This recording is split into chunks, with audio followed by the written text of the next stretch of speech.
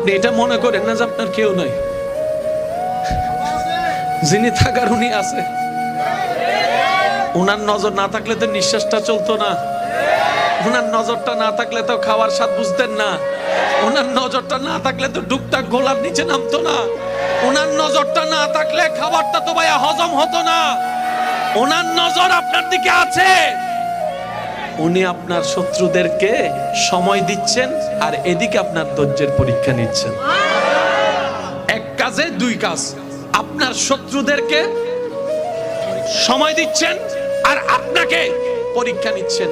এবার আপনি বলবেন আমার তো কোনো অপরাধ নাই, বিনা অপরাধে সাজা কেন? তাইলে তো আপনার জন্য ডবল শুকরিয়ার বিষয়। সেটা হচ্ছে আল্লাহ তাআলা আপনাকে 10,000 বছর আগুনে জ্বলার মতো গুনাহ যেটা আপনি করেছেন ওইটা থেকে বাঁচানোর জন্য 3-4 মাসের 3 বছর 5 বছরের একটা দুনিয়ার কষ্ট দিয়ে দিচ্ছেন। সুবহানাল্লাহ।